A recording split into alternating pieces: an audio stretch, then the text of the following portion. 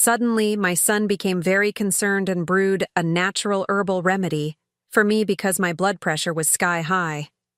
I gave the cup to his wife, who was complaining of stress. 1 hour later, she clutched her throat in panic and, "I'm glad to have you here. Follow my story until the end and comment the city you're watching from so I can see how far my story has reached. My name is Courtney, and I never thought that a simple cup of tea could reveal the darkness hiding in my own son's heart." At 60 years old, I believed I had seen enough of life's cruelties. But nothing prepared me for what I discovered that autumn afternoon when Henry brought me what he called his special herbal blend. It was a Tuesday in October when Henry knocked on my door, something that hadn't happened in months. Since his father died 19 years ago, our relationship had grown distant, reduced to obligatory holiday calls and the occasional awkward dinner. So when I opened the door to find him standing there with Avery, his wife of 9 years, both wearing unusually bright smiles, my first instinct was suspicion. "Mom, you look tired," Henry said, stepping inside without waiting for an invitation. His eyes scanned my living room with an intensity I didn't recognize. "Have you been taking care of yourself?" The question struck me as odd. Henry was 37 years old, a man who had barely shown concern for my well-being since his teenage years. After his father's death, he had blamed me for not preventing the accident, as if I could have stopped a drunk driver from running a red light. The guilt I carried was already overwhelming without my own son's accusations. "I'm fine, Henry," I replied, closing the door behind them. "What brings you both here?" Avery shifted uncomfortably beside him, her usual confident demeanor replaced by something I couldn't quite identify. She avoided making eye contact with me, instead focusing on the family photos lining my mantelpiece. Her auburn hair was pulled back severely, and her hands trembled slightly as she clutched her purse. "We've been talking," Henry continued, settling himself on my velvet green sofa as if he owned the place. "Avery and I think you need more support. You're not getting any younger and living alone in this big house. Well, it's not safe." I felt a chill run down my spine. Just 2 months ago, I had received a call that changed everything. My brother Robert, the only family member who had ever truly understood me, had died suddenly of a heart attack. He left me his entire estate, including a beautiful property at Lake Tahoe and $350,000 in savings. It was a generous inheritance that provided security I had never known, but it also seemed to have awakened an interest in my welfare that had been dormant for years. "I manage perfectly well," I said, moving to the kitchen to put some distance between us. The familiar ritual of making coffee usually calmed my nerves, but today my hands shook as I measured the grounds. Henry followed me, his footsteps heavy on the hardwood floor. "That's exactly what I'm talking about, Mom. Look at you. You're clearly stressed. Your blood pressure must be through the roof." He was right about the stress, though not for the reasons he imagined. Since Robert's death, I had been struggling with grief and the sudden weight of financial decisions I had never needed to make. Robert had always been my confidant, the one person who called just to check how I was feeling. His absence left a void that felt impossible to fill. "I brought something that might help," Henry said, reaching into a canvas bag I hadn't noticed before. He pulled out a small mason jar filled with what looked like dried leaves and stems. "I've been studying herbal remedies lately. This is a special blend that's supposed to be excellent for circulation and calming the nerves." I stared at the jar, my mind racing. Henry had never shown any interest in natural medicine or healing arts.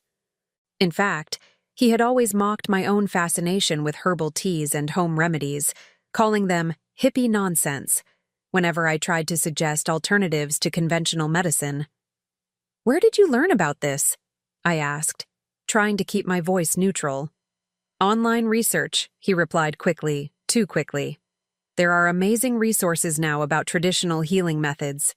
This particular combination has been used for centuries to help with stress and blood pressure issues." As he spoke, I noticed Avery standing in the doorway between the kitchen and living room. Her face was pale, and she kept glancing between Henry and me as if she wanted to say something but couldn't find the words. When our eyes met, she looked away immediately. "Let me brew some for you right now," Henry continued, already moving toward my stove. "You'll feel so much better, I promise." The urgency in his voice unsettled me. This wasn't the casual suggestion of a caring son. It was something else entirely. I watched as he filled my kettle with water, his movements precise and practiced, as if he had done this before. "Henry, I appreciate the thought, but I already had coffee and—" "Mom, please."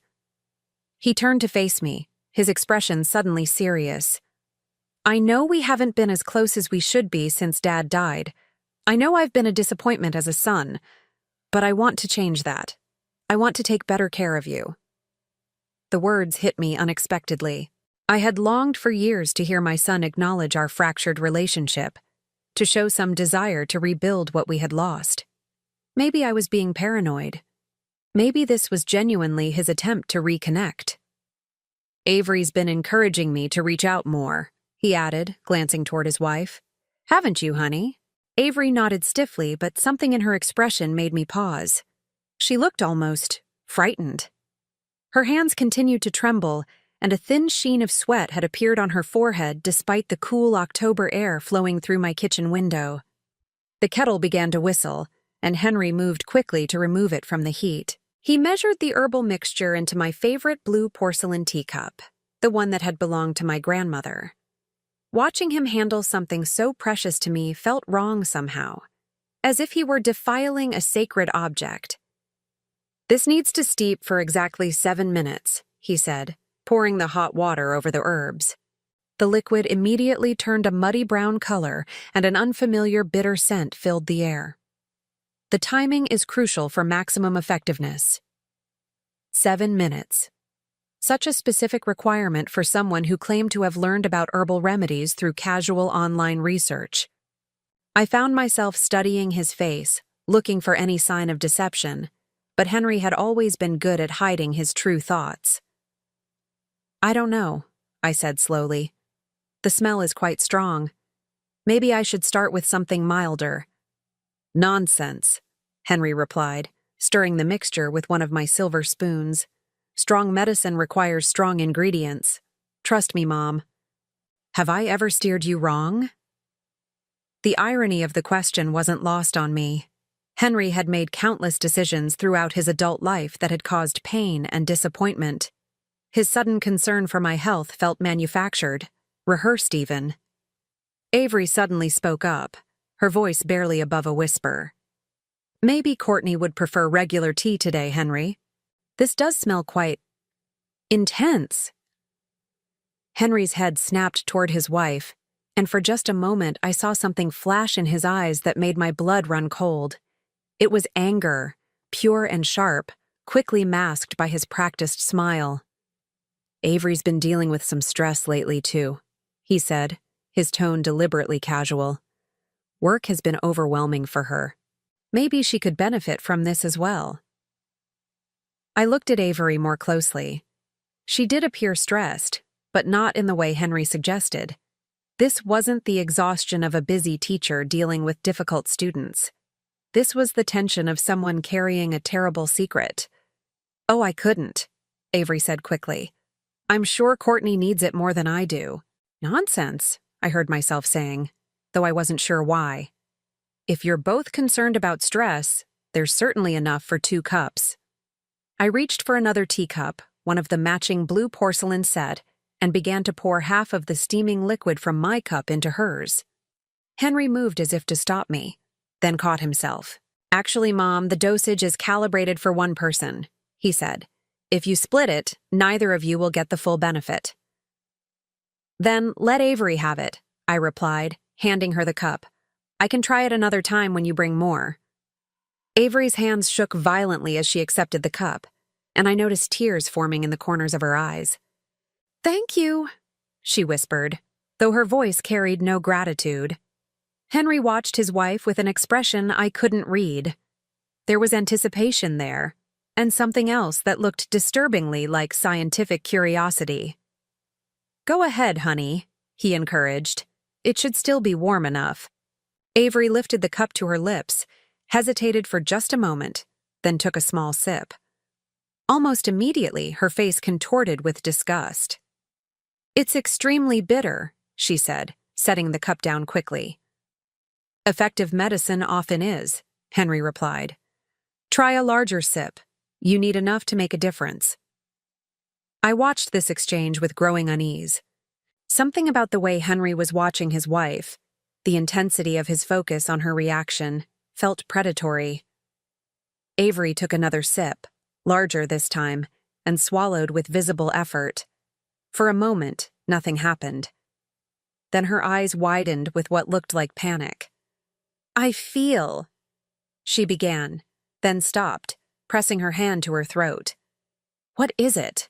I asked, moving toward her. "My throat," she gasped. "It feels tight, and my stomach." She doubled over slightly, her free hand clutching her abdomen.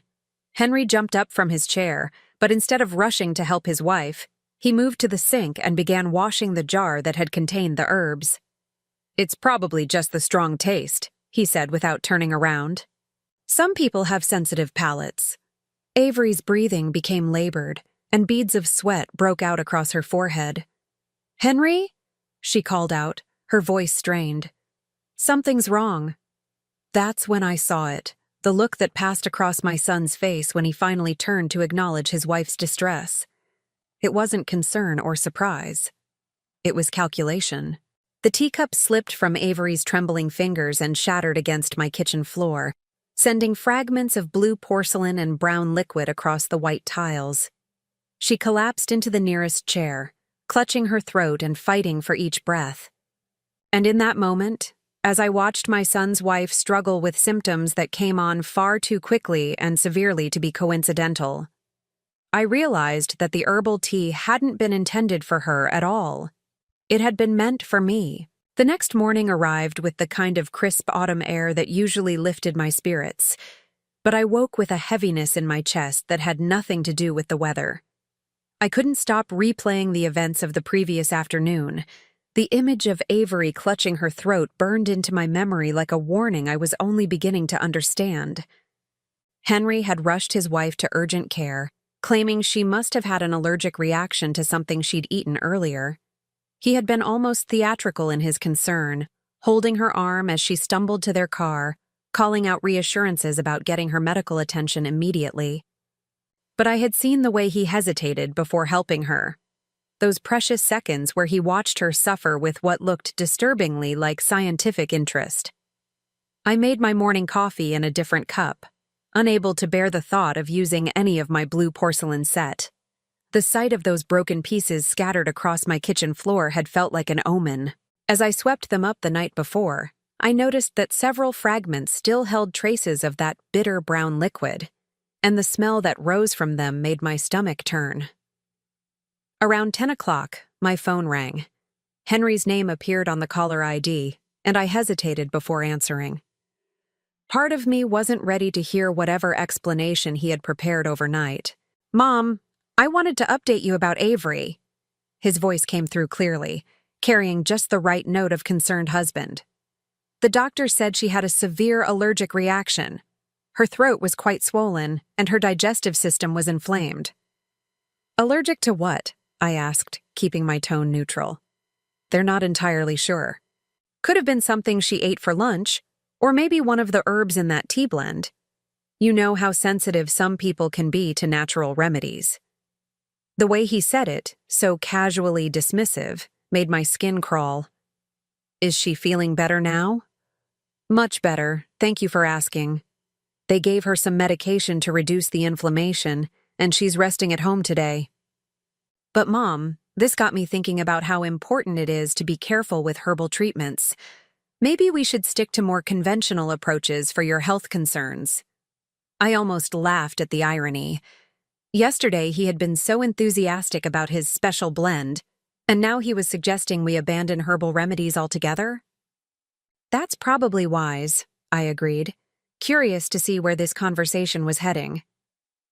"Actually, I was wondering if I could come by later today. I left my reading glasses on your coffee table, and I'd like to check on you after yesterday's excitement." I hadn't noticed any reading glasses, but I agreed to the visit. After hanging up, I walked through my house more carefully than I had in years, looking for anything that seemed out of place or unfamiliar. In my kitchen, I examined every jar and container, making sure nothing had been added or removed without my knowledge. It was then that I noticed something odd about my spice cabinet. The dried herbs I kept for cooking were arranged differently than I remembered. Small details, but after 40 years of maintaining the same household routines, these differences stood out. My oregano jar was in front of the basil instead of behind it. The cinnamon sticks were on the wrong shelf entirely. Someone had been going through my herbs, and I was fairly certain it hadn't been Avery. When Henry arrived that afternoon, he came bearing gifts, a bouquet of grocery store flowers, and a small paper bag from the health food store downtown. "I felt terrible about yesterday," he said, handing me the flowers with a smile that didn't quite reach his eyes. "I brought you some chamomile tea instead. Much milder and safer for someone with your blood pressure concerns." I accepted the flowers but eyed the paper bag with suspicion. "How do you know about my blood pressure?" Henry paused in the middle of removing his jacket. "You mentioned it yesterday, remember? You said you've been feeling stressed since Uncle Robert died." I hadn't mentioned my blood pressure at all, but I decided not to correct him. Instead, I invited him to sit down and made us both coffee with my regular, familiar grounds. As I prepared the drinks, I watched him in my peripheral vision. He was studying my living room with the same intensity as the day before, his gaze lingering on particular items with an expression I was beginning to recognize as acquisitive. "You know, Mom, this house is really too big for one person," he said, settling into my late husband's favorite armchair. "Have you thought about downsizing? Maybe moving into one of those nice senior living communities?" The suggestion hit me like cold water. "I'm 60 years old, Henry, not 90, and I love this house. Your father and I built our entire life here." Of course," he said quickly, holding up his hands in a gesture of surrender. "I just worry about you rattling around in all this space, and the maintenance costs must be enormous." Actually, thanks to Robert's inheritance, money was no longer a concern for me. The $350,000 he had left me, combined with the valuable Lake Tahoe property, meant I could live comfortably for the rest of my life without worrying about expenses. But something told me that sharing this information with Henry would be unwise. "I managed just fine," I replied, handing him his coffee. "I'm sure you do. But still, if you ever decide to sell, the real estate market is very strong right now. A house like this in this neighborhood could easily bring in $400,000, maybe more. $400,000. I watched my son's face as he said it, noting the way his eyes lit up slightly when discussing the potential value of my home. Combined with Robert's inheritance, I represented over $750,000 in potential wealth. The realization made my hands tremble slightly as I lifted my coffee cup. "Have you given any thought to updating your will?" Henry continued, his tone carefully casual. "I know it's not a pleasant subject, but Dad's been gone for almost 20 years now. Your circumstances have changed significantly." There it was. The real reason for these sudden visits, the manufactured concern about my health, the interest in my living situation. Henry wasn't worried about my well-being. He was worried about his inheritance. "What makes you think I haven't updated it already?" I asked. Henry's coffee cup froze halfway to his mouth. "Have you? That's not really something I need to discuss with you right now, is it?" The silence that followed felt charged with tension. Henry set down his cup and leaned forward slightly, his salesman's instincts clearly taking over. "Mom, I hope you know that I'm not asking out of greed or self-interest. It's just that estate planning is so important, especially when there are significant assets involved. You don't want the government taking a huge chunk in taxes, and you don't want to leave Avery and me scrambling to figure out your wishes if something unexpected happens." "Something unexpected?" "Well, at your age, health issues can arise suddenly. That's why yesterday scared me so much when you looked so tired and stressed. Heart disease, strokes, even accidents, they become much more common after 60. The way he said it, with such clinical detachment, sent a chill through me. It almost sounded like a threat disguised as concern. I'm perfectly healthy, Henry. My last physical showed no signs of heart disease. My cholesterol is normal, and my blood pressure is only slightly elevated due to the stress of losing my brother. Still, Henry persisted, it would give me such peace of mind to know that your affairs are in order. And if there's anything I can do to help with the paperwork or legal aspects. I stood up abruptly, needing to put some distance between us. I think I can handle my own legal affairs, thank you. Henry remained seated, but I could feel his eyes following me as I moved around the room, straightening things that didn't need straightening. When I turned back toward him, I caught him staring at my left hand with unusual focus. My mother's diamond ring, which I wore daily, seemed to hold particular fascination for him. That's a beautiful ring, he said. I remember Dad mentioning that it was quite valuable. It was my mother's engagement ring. She wanted me to have it. And will you pass it on to Avery someday? I know she's always admired it. The presumption in his question took my breath away. I haven't really thought about it. Well, when the time comes, I hope you'll consider keeping it in the family. It would mean a lot to have that connection to grandmother. Family.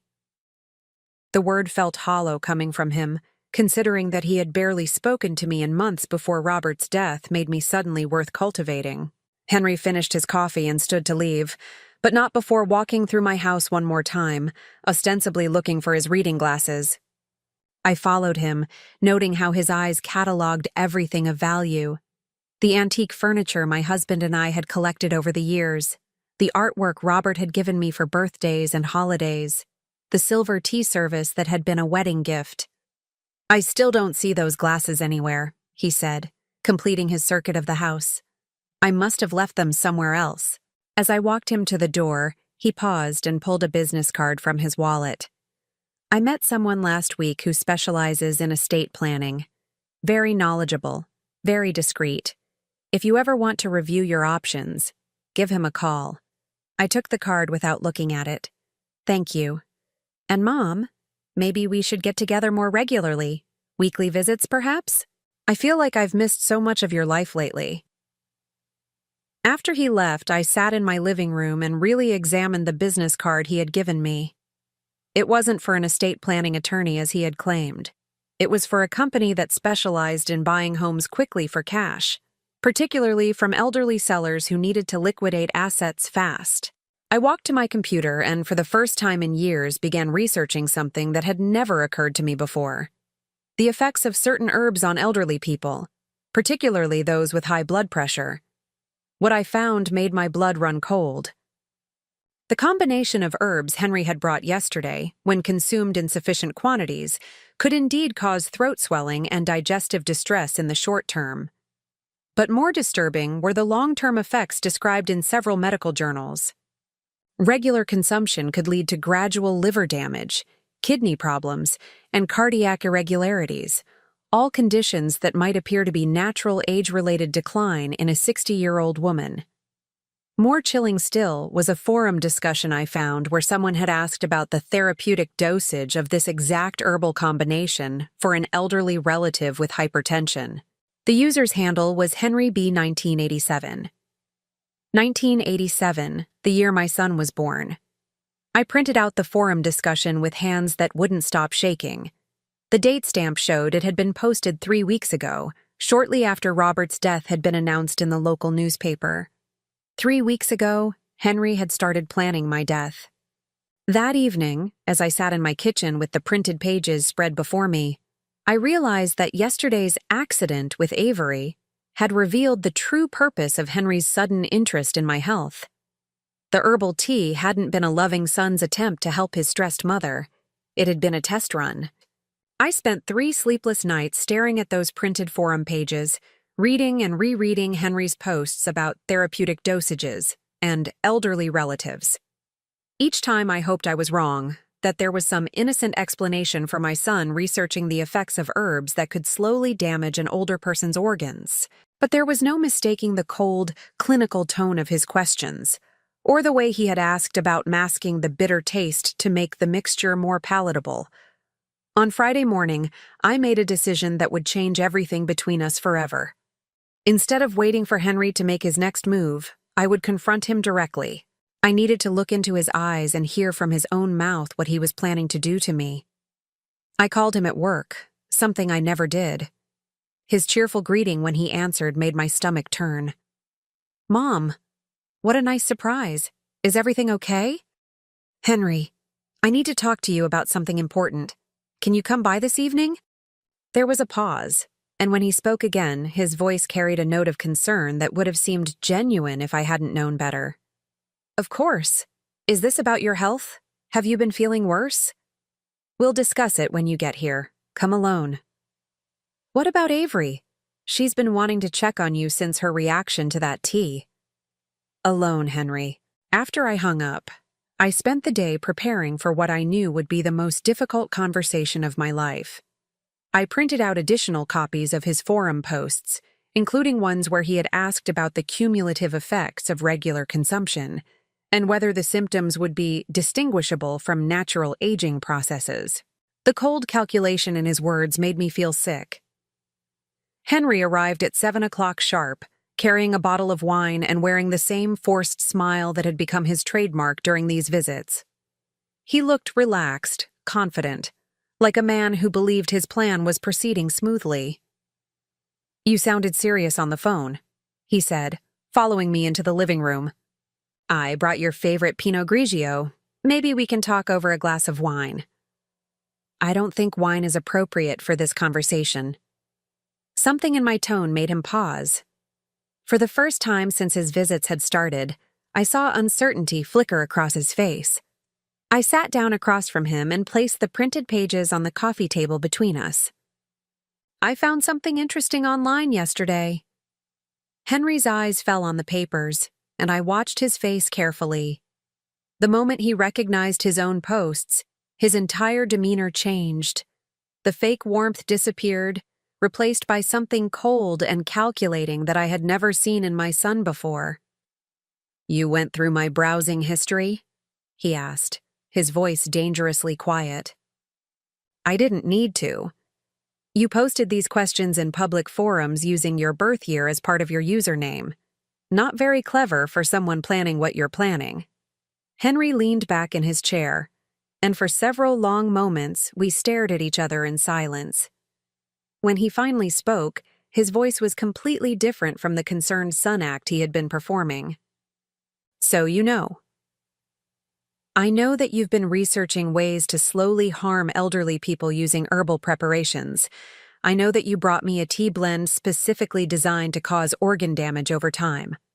I know that when Avery accidentally drank it instead of me, you watched her suffer to see how effective it would be."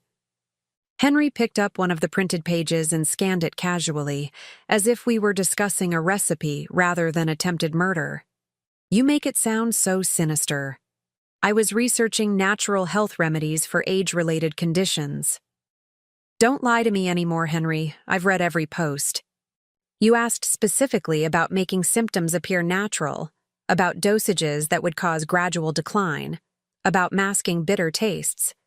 You even asked whether anyone would be suspicious if an elderly person died of apparent heart failure after months of declining health."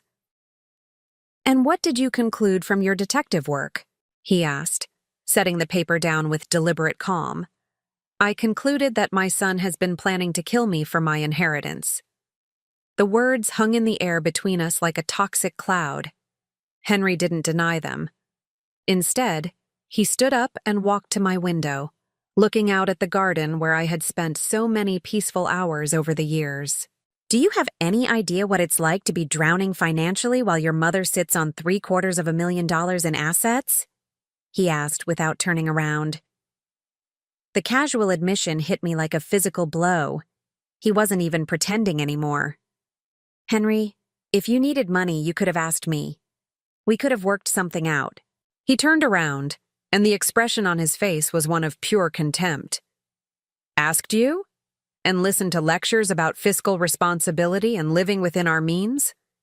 I've heard those speeches my entire adult life. So you decided to kill me instead? I decided to help nature take its course a little faster than it might otherwise. You're 60 years old, Mom. You've lived a full life. Avery and I are still young, still building our future. We have debts, dreams, plans that require capital.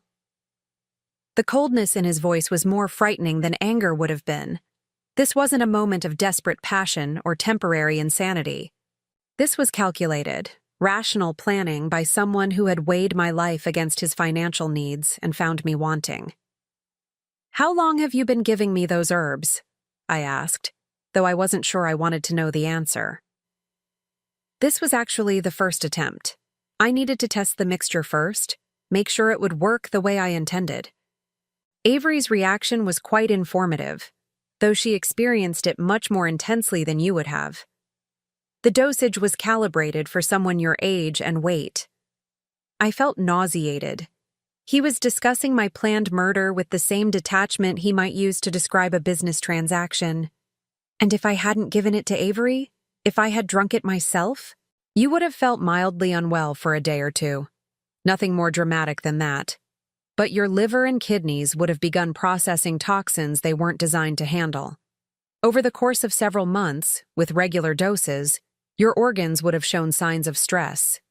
You would have started feeling more tired, perhaps experienced some digestive issues, maybe some heart palpitations. And eventually, you would have had what appeared to be a natural heart attack or stroke. Very sad, but not unexpected for someone your age dealing with the stress of recent bereavement and financial decisions. And the clinical precision of his plan was horrifying. He had thought through every detail, anticipated every contingency. This wasn't a crime of passion. It was premeditated murder disguised as natural causes. What about Avery? Is she part of this? For the first time, Henry hesitated.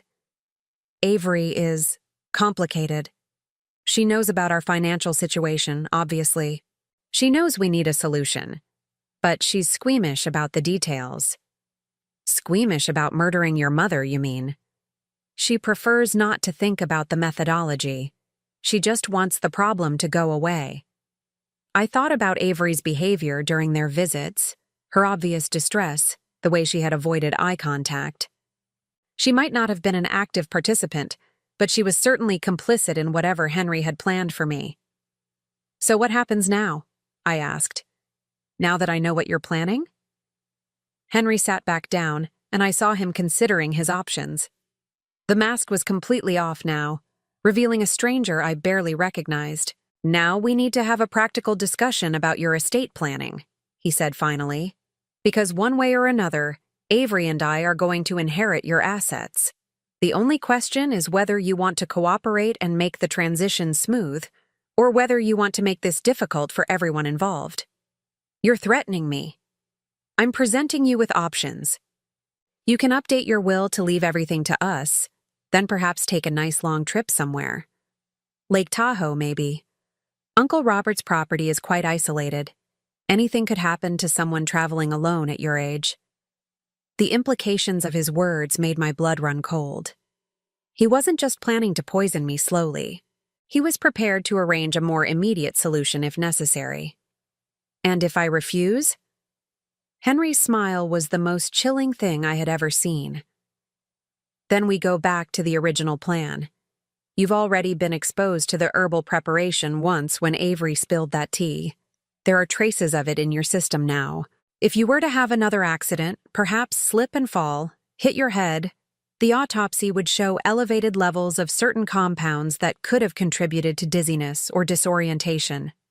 Very tragic, but explainable.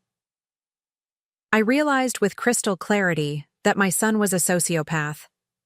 The Henry that I thought I knew, the boy I had raised and loved despite our difficulties, had either never existed or had been consumed by greed and selfishness so complete that he could calmly discuss murdering his own mother.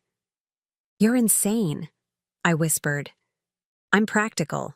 and I'm tired of waiting for you to die naturally while Avery and I struggle to make ends meet. You have money you don't need, sitting in accounts gathering dust while we work ourselves to death, trying to pay off credit cards and student loans.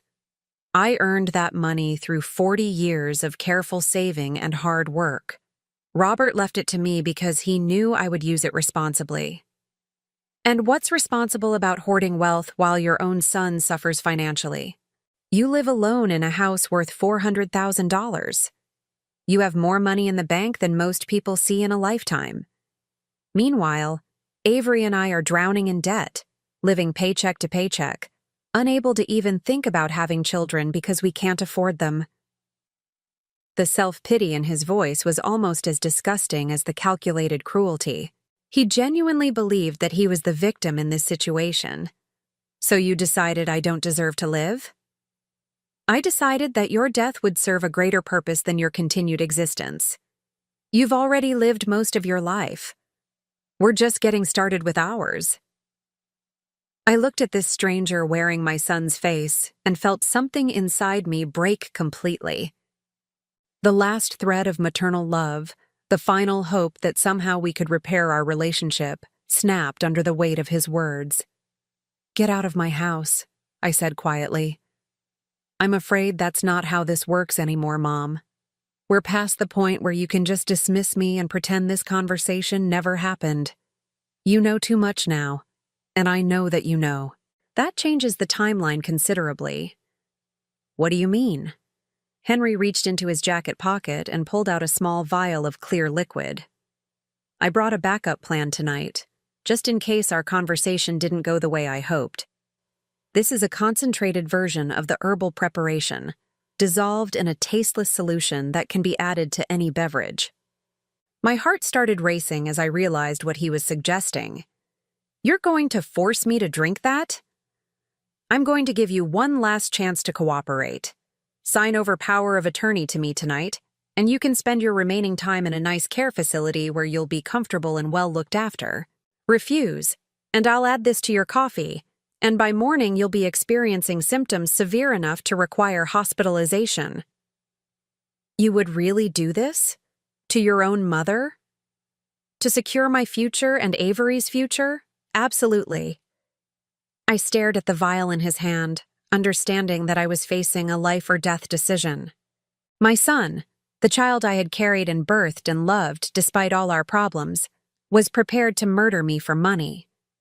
But he had made one crucial mistake in his planning. He had underestimated the woman who had raised him, who had survived his father's death and 20 years of struggling to make ends meet as a single mother. He thought of me as a weak, elderly victim who would simply submit to his threats. He was about to learn how wrong he was. The transformation of my son from loving family member to calculating captor happened so gradually that I almost missed it. After our confrontation that Friday evening, Henry didn't leave as I had demanded. Instead, he made himself comfortable in my living room and began making phone calls.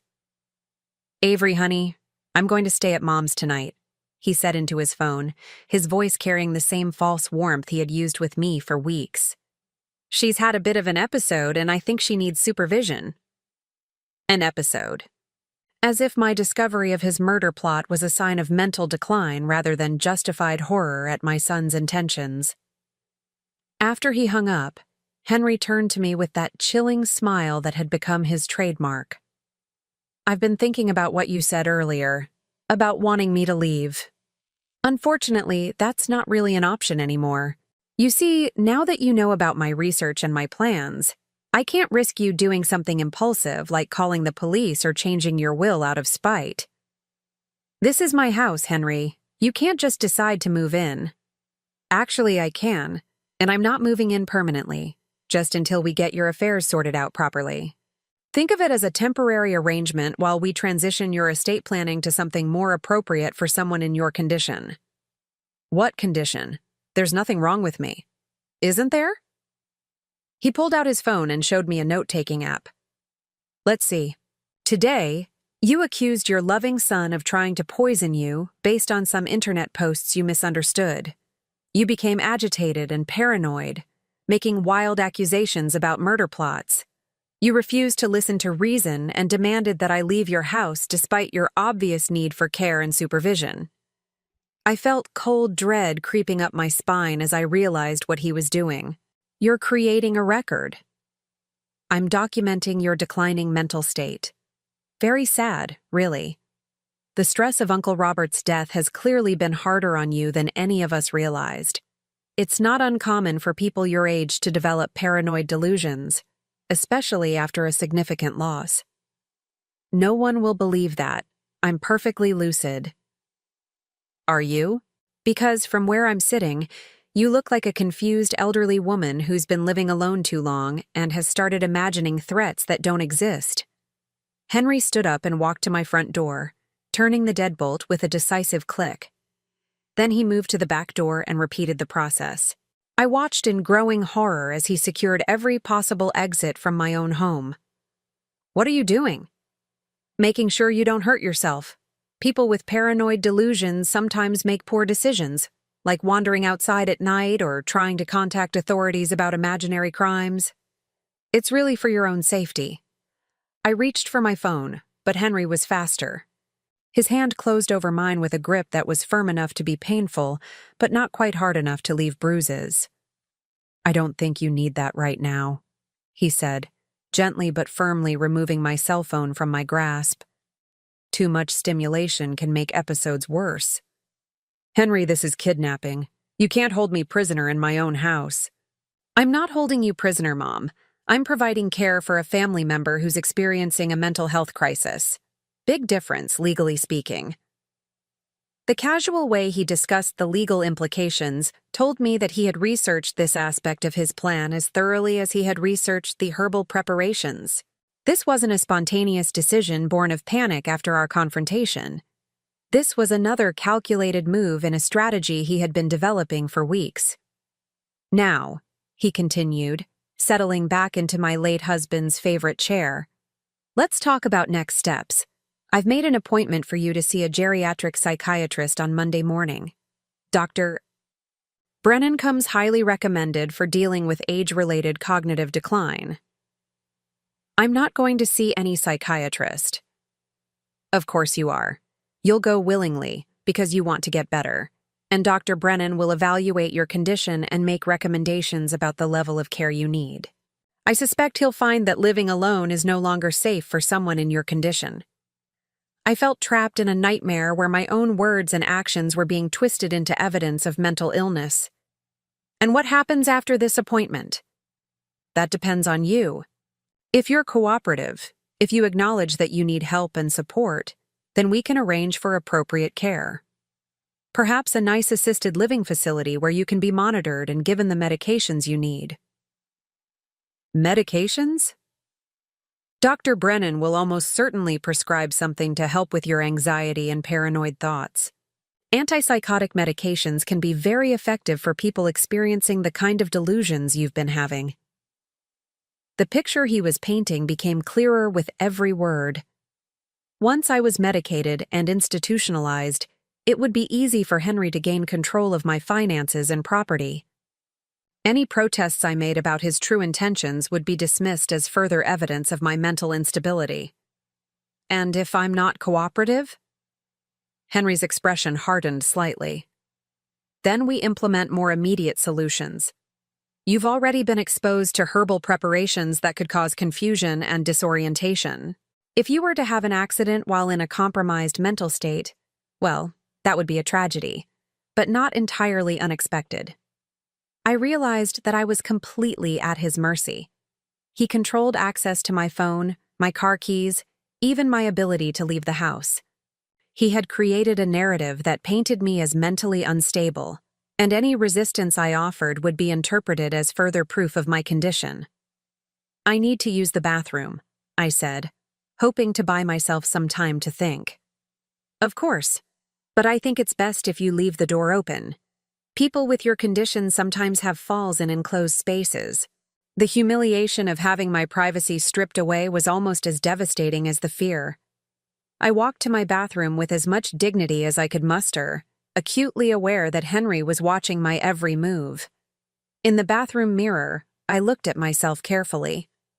I didn't look like a confused elderly woman. My eyes were clear, my posture straight, my expression alert. But I knew that appearance wouldn't matter if Henry succeeded in getting me evaluated by a doctor who was expecting to see signs of dementia or paranoid delusion. When I returned to the living room, I found Henry going through my desk drawers with systematic efficiency. "What are you looking for?" "Important documents, insurance papers, bank statements, your will. It's important that I understand your complete financial picture so I can help manage your affairs properly. Those documents are private." "Not anymore. As your primary caregiver, I need access to all relevant information about your health and finances." He pulled out my current will, a document I had updated just 6 months earlier after Robert's death. I watched him read through it, noting the way his jaw tightened when he reached certain sections. "This is very generous to various charities," he said without looking up, "almost as if you care more about strangers than your own family." "I believe in supporting causes that matter to me." "Well, we'll need to revisit these allocations. Someone in your condition shouldn't be making major financial decisions without proper guidance." He found my bank statements next, and I saw his eyes light up when he confirmed the balance in my savings account. $350,000, just as he had expected, plus the smaller amounts in my checking and money market accounts. "Very impressive nest egg," he said. "Far more than any single person needs for their remaining years. That money represents a lifetime of careful saving. And now it represents security for the next generation of our family. Uncle Robert would want his inheritance to benefit his nephew and nephew's wife, don't you think?" The way he twisted Robert's memory made me sick. My brother had left me that money because he trusted me to use it wisely, not because he wanted to fund Henry's lifestyle. Henry continued going through my papers with the thoroughness of an accountant conducting an audit. He found my investment statements, my insurance policies, the deed to the Lake Tahoe property Robert had left me. Each discovery seemed to please him more than the last. "You really are quite wealthy," he said when he had finished his inventory. "Much more so than I had realized. This changes some of my calculations." "What calculations?" "How long this process needs to take. With assets of this magnitude, it's worth investing a bit more time in making sure everything is handled properly. We don't want to rush into anything that might raise unnecessary questions."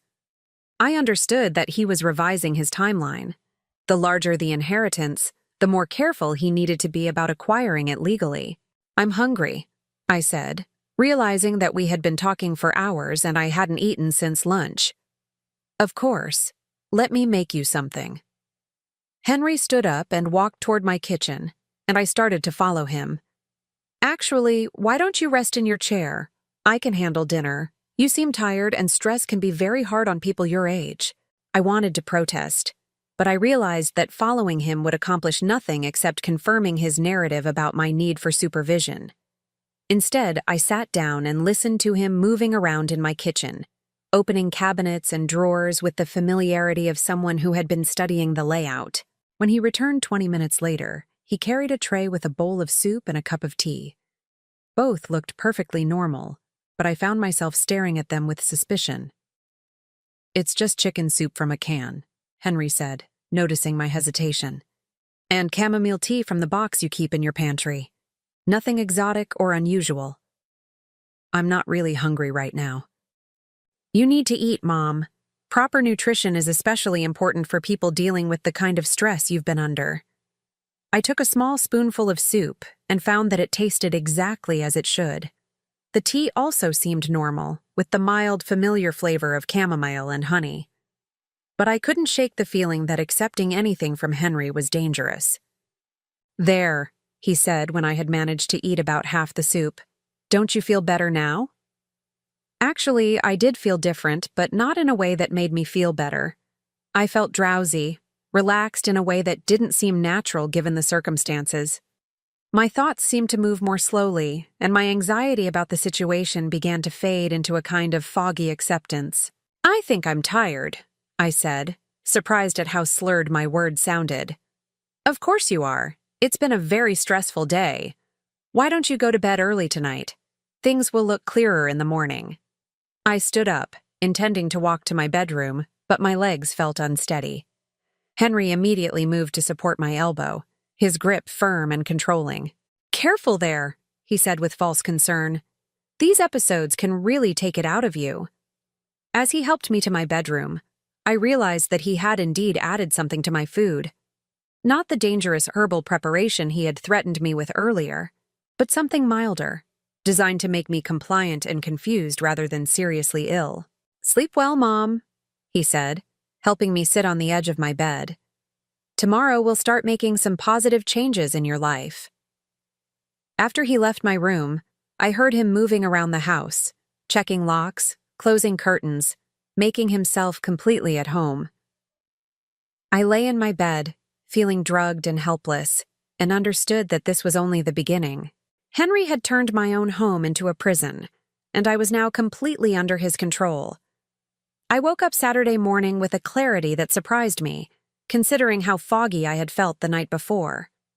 Whatever Henry had given me to make me compliant was wearing off, and with that clarity came a cold, calculated anger, unlike anything I had ever experienced.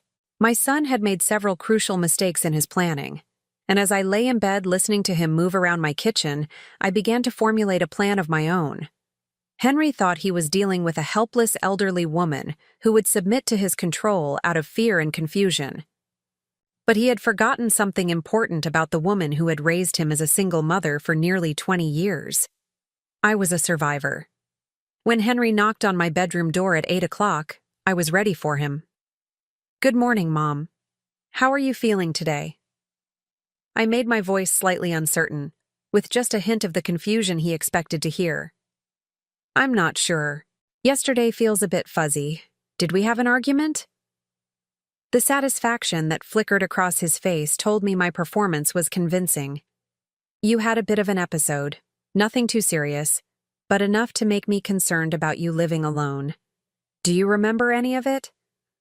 I pretended to struggle with my memory. Bits and pieces. Something about Uncle Robert's will?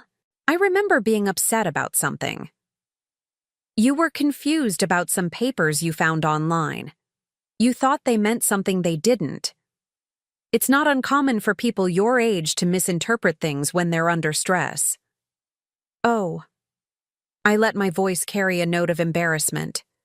I hope I didn't say anything too foolish. Nothing that can't be forgotten. The important thing is that we're going to get you some help. I've made an appointment with a doctor who specializes in age-related memory issues. I nodded as if this seemed reasonable. That's probably a good idea. I have been feeling more forgetful lately. Henry's relief was visible. He had expected resistance, argument, perhaps even attempts to contact the authorities. Instead, he was getting compliance from a woman who seemed appropriately concerned about her declining mental state. I'll make you some breakfast, he offered. You need to keep your strength up for the appointment on Monday. That's very kind of you, dear. You know, I was thinking about what you said yesterday about Uncle Robert's inheritance. Maybe you're right that it's too much for one person to manage alone. Henry paused in the doorway, clearly pleased by this development. I'm glad you're starting to see the practical side of the situation. Managing significant assets requires expertise and energy that becomes more challenging as we age. Exactly. And I've been thinking about the Lake Tahoe property as well. I haven't even visited it since Robert left it to me. It seems wasteful to let it sit empty when it could be put to better use. That's very mature thinking, Mom. The property market in that area is quite strong right now. It might be wise to sell while values are high. I nodded thoughtfully. Perhaps we could drive up there this weekend and take a look at it together? I'd value your opinion about what should be done with it. The suggestion clearly appealed to Henry for reasons that had nothing to do with real estate evaluation. An isolated property, hours away from any neighbors, would be the perfect place to arrange an accident for an elderly woman with newly documented mental health issues. That's an excellent idea, he said, Fresh mountain air might be good for your overall health as well. After Henry left to prepare breakfast, I moved quickly and quietly. I had perhaps 10 minutes while he was occupied in the kitchen, and I needed to use that time effectively. First, I retrieved my spare cell phone from its hiding place in my bedroom closet. It was an old phone I kept for emergencies, and Henry didn't know it existed. I powered it on and quickly typed a text message to my neighbor Margaret, who lived 3 houses down and had been a friend for over 15 years. "Margaret, this is Courtney. I need your help. Henry is at my house and I'm in danger. Please don't call or come over. But if you don't hear from me by Sunday evening, call the police and tell them to check the Lake Tahoe property that belonged to my brother Robert. The address is 427 Pine Ridge Road." I sent the message and immediately powered down the phone, hiding it back in my closet just as I heard Henry's footsteps returning down the hallway. "Breakfast is ready," he announced cheerfully. "I made your favorite scrambled eggs with toast." I joined him in the kitchen, noting that he had already prepared my plate and poured my coffee. The eggs looked perfectly normal, but I had learned not to trust anything Henry gave me to consume. "This looks wonderful," I said, taking a small bite. The eggs tasted fine, but I made sure to eat slowly and leave most of the food untouched. "You're not very hungry this morning," Henry observed. "I think the stress has affected my appetite, but the coffee is perfect."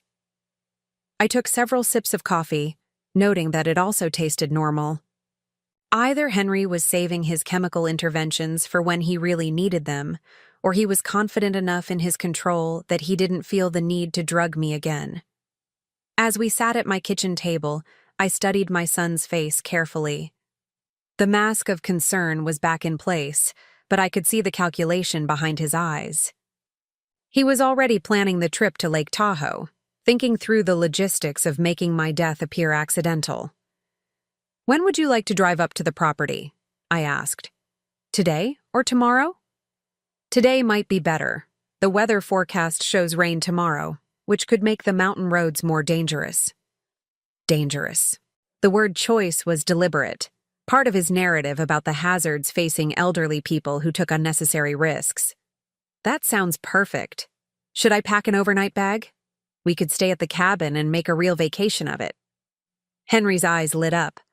An overnight trip would give him even more opportunities to arrange an accident away from any potential witnesses. "I think that's a wonderful idea. The mountain air and change of scenery will be good for your mental state. I'll pack some of Uncle Robert's herbal tea collection. He left quite an extensive selection in the cabin, and I know you've developed an interest in natural remedies." For just a moment, Henry's confident expression faltered. The mention of herbal teas clearly made him uncomfortable, perhaps because it reminded him of how easily his original plan had been disrupted when Avery drank the mixture intended for me. "That's thoughtful," he said carefully. "But I think it's best if you avoid any unusual herbal preparations right now. Your system needs time to stabilize." "Of course, you're absolutely right. I'll stick to regular tea and coffee." As I spoke, I was already planning how to turn Henry's own methods against him. Robert had indeed left an extensive collection of medicinal herbs at the Lake Tahoe property, and unlike Henry's crude internet research, I had actually studied botanical medicine during my years as a young woman interested in natural healing. I knew which herbs could cause digestive distress without serious harm. I knew how to prepare tinctures that would induce temporary disorientation and weakness. Most importantly, I knew how to mask bitter tastes in ways that would make even suspicious people drink willingly. While Henry packed his overnight bag, I prepared my own supplies. Hidden among my usual toiletries and clothing, I included several small vials of concentrated herbal extracts that I had prepared years ago and kept for emergency situations. I also packed Robert's journal, which contained detailed notes about the medicinal plants growing wild around the Lake Tahoe property. My brother had been even more knowledgeable about botanical medicine than I was, and his journal was like having a pharmacist's reference guide for the local flora. "Are you ready to go?" Henry asked, appearing in my bedroom doorway with his bag and car keys. "Almost. I just want to make sure I have everything I might need." As I zipped up my overnight bag, I felt a calm determination settle over me. Henry thought he was taking me to an isolated location where he could kill me without witnesses or interference. What he didn't realize was that he was walking into a trap of my own design. The drive to Lake Tahoe took just over 2 hours, during which Henry kept up a steady stream of conversation designed to reinforce his narrative about my declining mental state. "Do you remember the last time you visited Uncle Robert's property?" he asked, as we wound through the mountain roads. "Not clearly. Everything from the past few months feels a bit hazy." "That's understandable. Grief and stress can really affect memory and cognitive function in people your age." People your age. He kept using that phrase, as if 60 years old meant I was 1 foot in the grave and incapable of independent thought or action. "I hope spending some time in Robert's space will help me feel more connected to his memory," I said. "I'm sure it will. And it will give us a chance to evaluate the property objectively and make some practical decisions about its future." When we arrived at the cabin, I felt a wave of emotion that had nothing to do with my current situation. Robert had loved this place, and it showed in every carefully maintained detail. The log cabin sat on a bluff overlooking the lake, surrounded by towering pine trees and wild herb gardens that he had cultivated over decades. "It's beautiful," Henry said, but I could hear the calculation in his voice as he evaluated the property's worth. "Robert spent 40 years making it perfect," I replied. "He always said this was the one place in the world where he felt truly at peace." We unloaded our bags and settled into the cabin. Henry immediately began exploring, ostensibly appreciating the rustic charm but actually checking sight lines, evaluating potential accident scenarios, and confirming the isolation that would make his plans easier to execute. "The nearest neighbor is over a mile away," he observed. "Very private." Yes, Robert valued his solitude. That evening, I cooked dinner using ingredients we had brought from town, making sure to prepare everything where Henry could watch me. I needed him to feel confident that I wasn't suspicious of his motives or planning any resistance to whatever he intended to do. After dinner, as the sun set over the lake, I suggested we have tea on the deck. "What a wonderful idea," Henry agreed. "Let me prepare it for you. You should relax and enjoy the view." "Actually, I'd like to do it myself. It would make me feel closer to Robert, using his kitchen and his tea collection." Henry hesitated, clearly preferring to control what I consumed, but unable to refuse without seeming suspicious. "Of course, I'll just enjoy this beautiful sunset." In Robert's kitchen, I prepared 2 cups of tea with meticulous care. Henry's cup received a carefully measured dose of herbs that would cause severe digestive distress and temporary disorientation without leaving lasting harm. My own cup contained nothing but chamomile and honey. I knew the effects would begin within 30 minutes of consumption, and I planned to be far away from the cabin when Henry realized what was happening to him. "Here you go," I said, handing him the steaming cup as we sat together on the deck. This blend was one of Robert's favorites. He always said it helped him sleep peacefully. Henry accepted the tea without suspicion, trusting that his elderly, confused mother wouldn't be capable of turning his own methods against him. "It smells wonderful," he said, taking a large sip. "Very soothing." I watched him drink, feeling no guilt whatsoever about what I was doing. Henry had planned to murder me for money, had held me prisoner in my own home, and had brought me to this isolated location specifically to arrange my death. Whatever discomfort he was about to experience was nothing compared to what he had planned for me. "I think I'll take a walk down to the lake," I said after he had finished most of his tea. "The evening air is so refreshing." "That's a good idea. Gentle exercise is excellent for your overall health." I walked slowly toward the lake, counting the minutes in my head. By the time Henry realized what was happening to him, I would be safely hidden in the woods surrounding the cabin, with my spare cell phone ready to call for help if necessary. 25 minutes after he finished his tea, I heard the first sounds of distress from the cabin. Henry was calling my name, his voice strained and panicky. By the time he managed to stumble out onto the deck looking for me, I was concealed in a grove of trees with a clear view of his suffering. Watching my son experience the fear and helplessness he had planned for me should have brought satisfaction. Instead, I felt only a profound sadness for the boy I had raised and loved, who had grown into a man capable of such calculated cruelty. But I also felt something else that surprised me. Freedom. For the first time in months, I was in complete control of my own fate. I watched from my hiding place among the pine trees as Henry stumbled around the cabin deck, calling my name with increasing desperation. The herbs were working exactly as I had intended. He was experiencing severe nausea, disorientation, and weakness, but nothing that would cause permanent harm. Unlike what he had planned for me. After an hour of watching him suffer, I emerged from the woods and approached the cabin as if I had simply returned from a pleasant evening walk. "Henry, what's wrong?" I called out, injecting just the right note of confused concern into my voice. He was sitting on the deck steps, his head in his hands, looking pale and shaken. When he looked up at me, his eyes were unfocused and there was genuine fear in his expression. "Mom, something's wrong. I feel terrible. Dizzy, nauseous, like I might pass out." "Oh my goodness! What could have caused that? Should we drive to the hospital?" "I don't think I can drive. Everything is spinning, and my stomach." He doubled over again, confirming that the herbs were affecting him exactly as I had calculated. "Well, we can't stay here if you're seriously ill. Let me think." I paused, as if considering our options.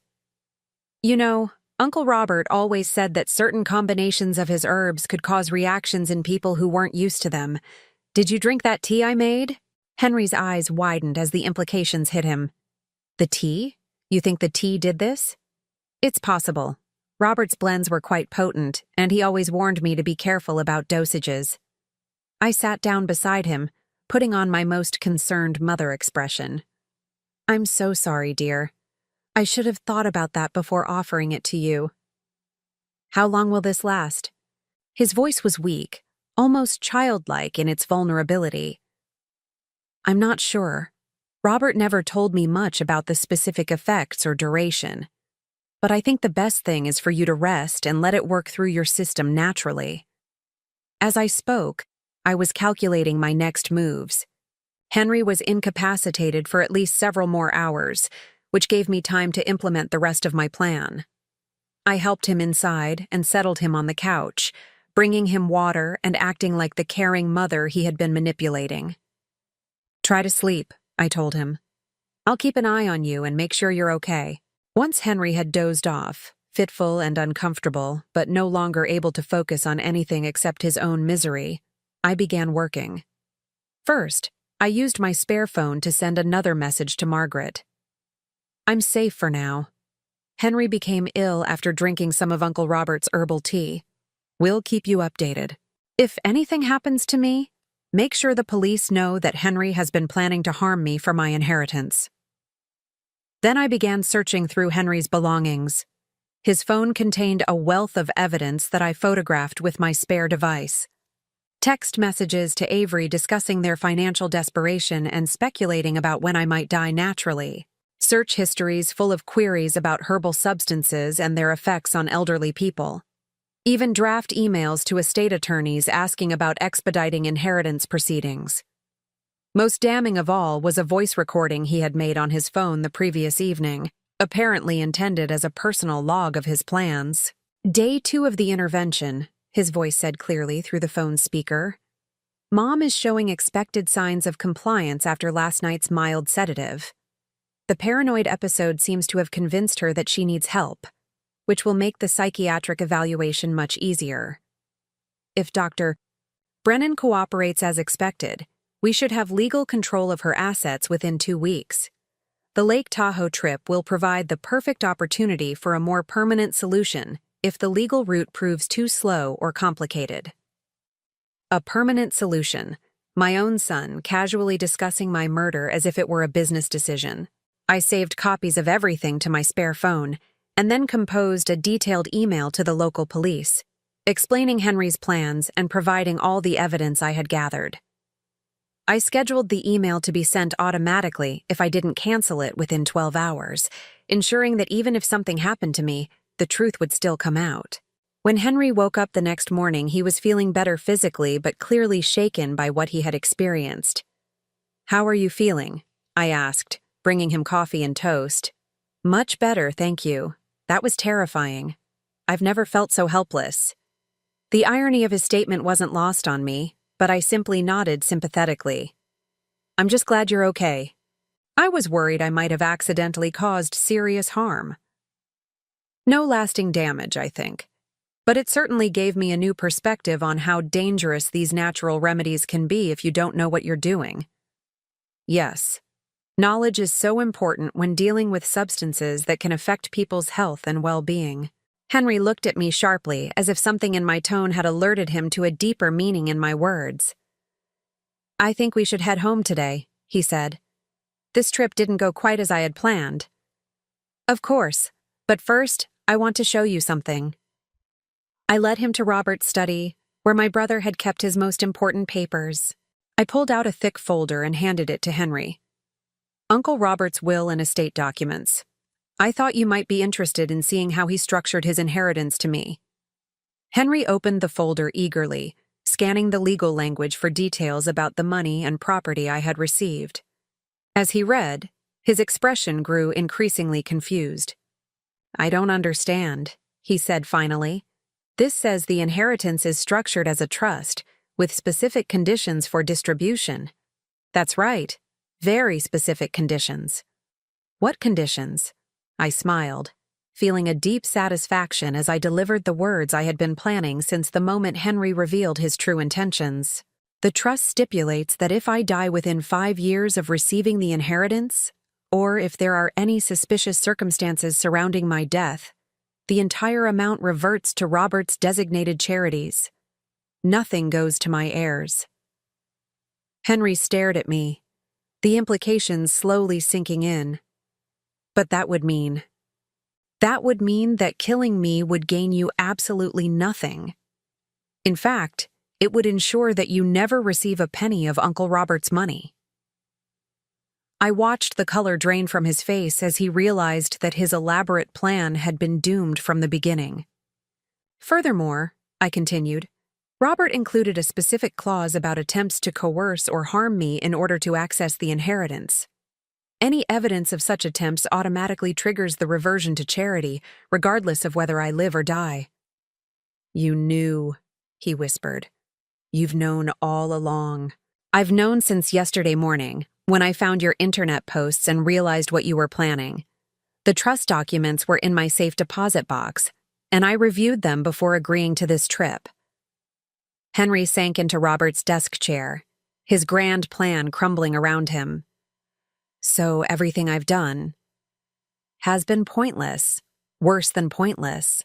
You've created a detailed record of attempted elder abuse and planned murder, all for an inheritance you could never have accessed through violence."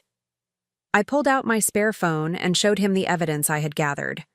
"I have recordings, photographs, text messages, and your own voice memo describing your plans for a permanent solution to your financial problems. What are you going to do with that?" "That depends entirely on you."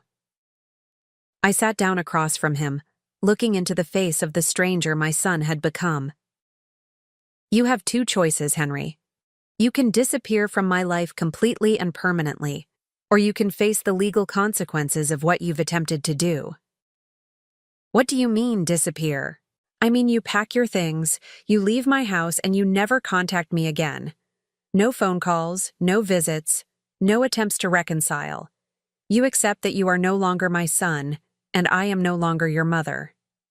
And if I choose the legal route, then I turn over all this evidence to the police, along with testimony from your wife about your financial desperation and planning sessions. You'll face charges for attempted poisoning, elder abuse, kidnapping, and conspiracy to commit murder." Henry was quiet for several long minutes, processing his options. Finally, he looked up at me with something that might have been respect. "You planned this perfectly. I learned from an expert. You taught me a great deal about manipulation and long-term planning over the past few weeks." And there's really no way for me to inherit anything from you? None whatsoever. Robert made sure of that. He saw something in you years ago that I was too blind to recognize. That's why he structured the trust the way he did. Uncle Robert never liked me. Uncle Robert saw through you. He knew that if something happened to me, you would be the most likely suspect. So he made it financially pointless for you to harm me. Henry stood up slowly, moving like a man who had aged decades in the space of a single conversation. What about Avery? What about her? Will you tell her what I planned? That's between you and your conscience. But I will say this. She deserves to know who she married before she wastes any more of her life with you. We drove back to Sacramento in complete silence. When we arrived at my house, Henry collected his belongings without a word and loaded them into his car. As he prepared to leave, he turned back to me one final time. I really needed that money, Mom. Avery and I are drowning in debt, and I couldn't see any other solution. You could have asked for help. You could have talked to me honestly about your problems. Instead, you chose to see me as an obstacle to be eliminated rather than a mother who might have been willing to support you. Would you have helped? Really? I considered the question seriously. Before all this? Probably. I would have found a way to assist you without compromising my own security. But now? After learning what you're truly capable of? No, Henry.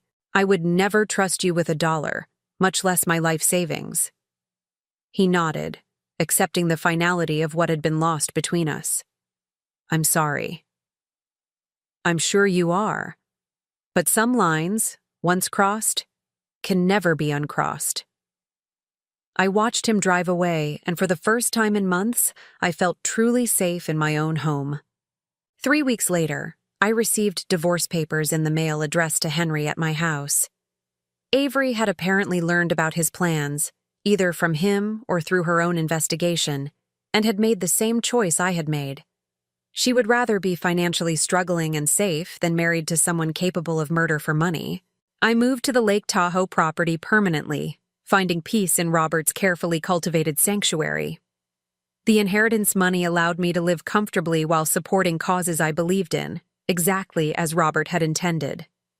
Sometimes I still think about Henry, wondering if he learned anything from our final confrontation, or if he simply moved on to another scheme with another potential victim.